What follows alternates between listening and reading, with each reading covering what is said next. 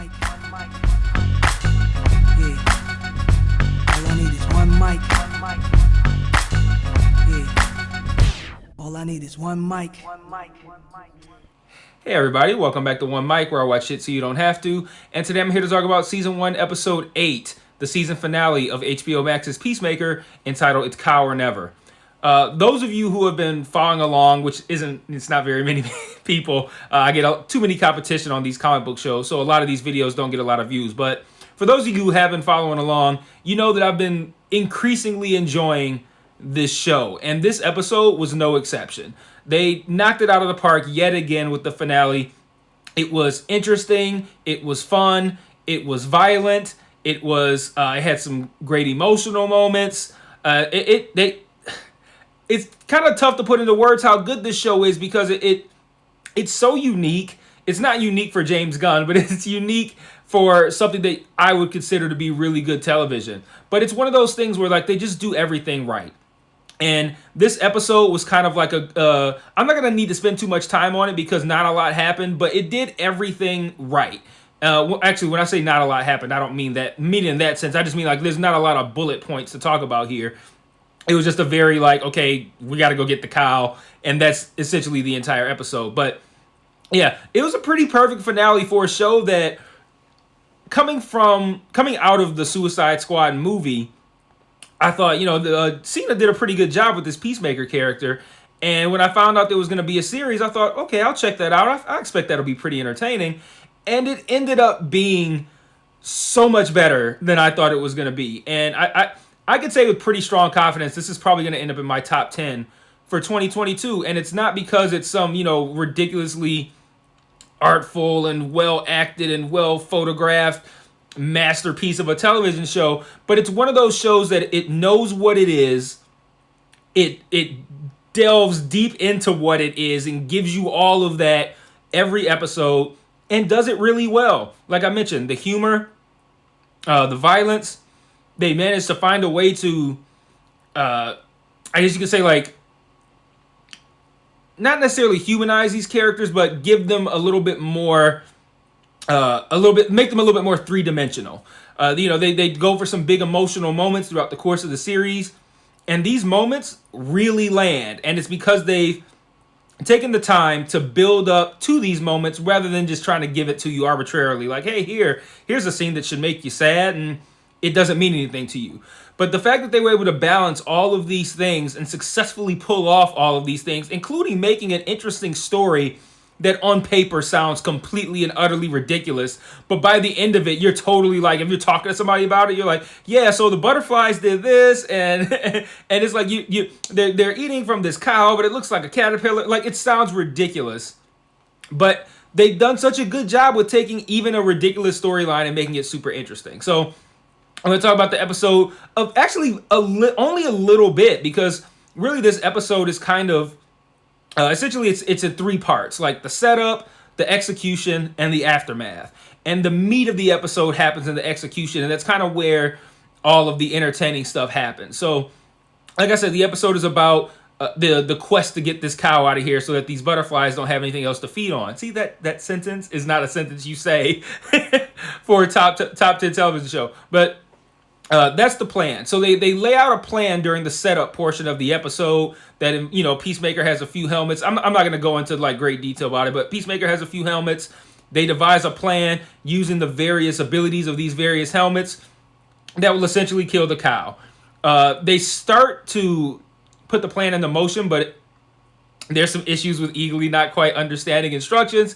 So they kind of need to revamp the plan. Once they decide, okay, this is what we're going to do now that, the part of the plan that involved Eagly didn't work out, that's when we get to the part that I call the execution. And that's where this episode really shines. So the plan essentially is to have Diebeard take a helmet that has sonic boom explosions, 3 to 4 charges, into the barn, and they will set it off remotely via walkie-talkie because it's voice activated. So there's a walkie-talkie in the helmet. Adebayo will say, activate sonic boom. And the helmet will make a sonic boom that will explode kind of the whole area. And that's kind of essentially their plan to take down the butterflies. So Diebeard goes in there. They well, Peacemaker kills a guy and gives Diebeard his shit-filled uniform, and Diebeard then goes and he's dressed up like somebody who's supposed to be there, and he goes into the barn. He sees the cow. He drops the bag and he bails.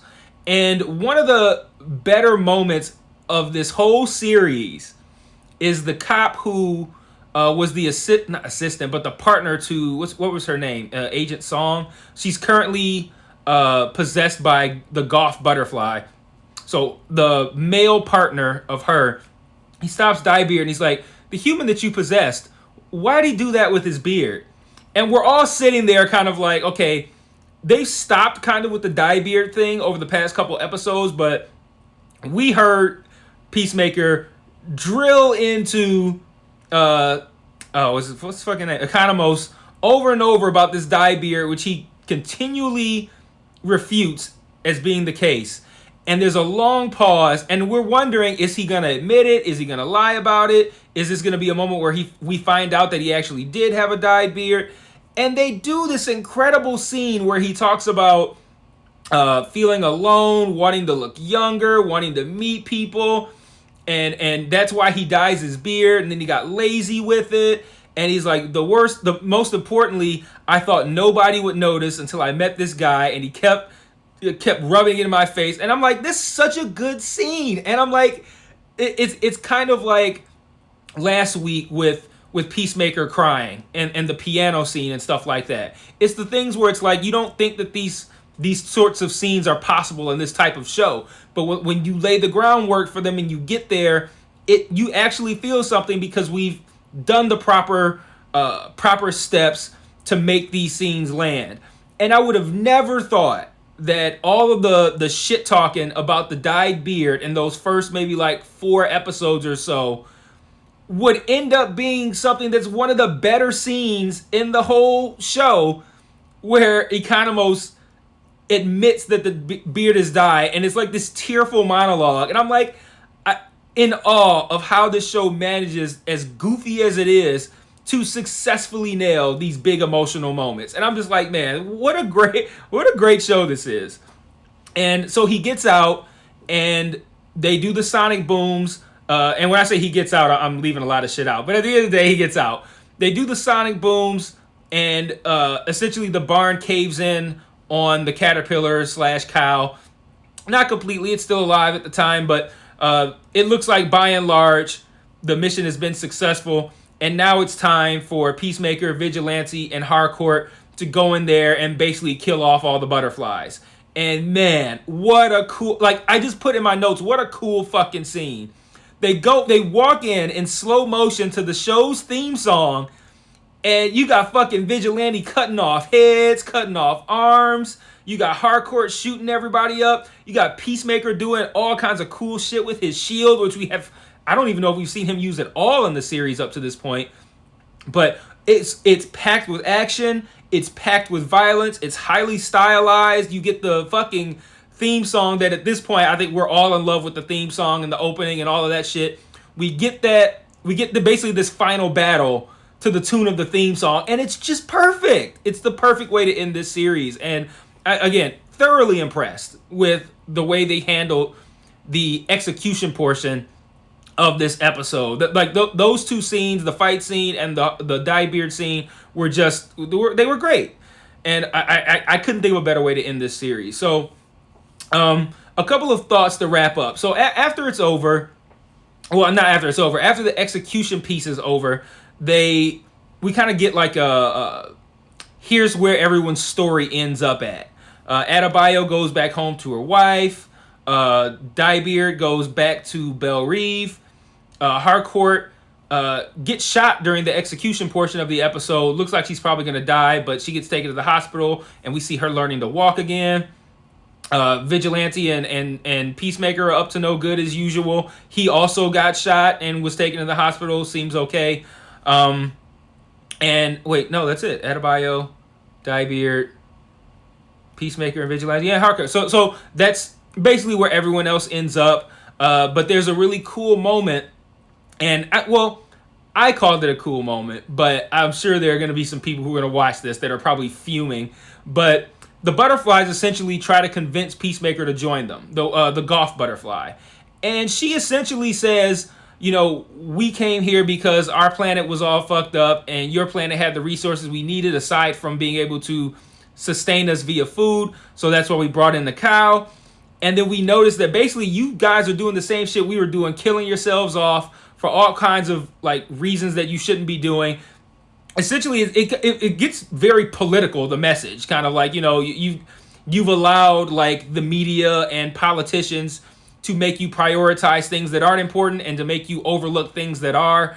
And it's a very political speech, but it's cool because it puts Peacemaker, it speaks to his personal experience. So you feel like he's going to end up helping them and that he's going to buy all this. And it's like, okay, and then, but we don't even know if this is true. This could be a trick. Maybe it is true, maybe it's not. But essentially their plan is to make the hard decisions for us that we are making incorrectly. And Peacemaker goes, activate human torpedo. And the fucking helmet that's on Adebayo shoots her like a torpedo right through this giant fucking cow. It's disgusting. But it's an incredible fucking visual. And that's essentially how they end up killing off the cow. And then he kills off Goff and that captain that was in there that was working on behalf of Myrn that ended up becoming a butterfly anyway.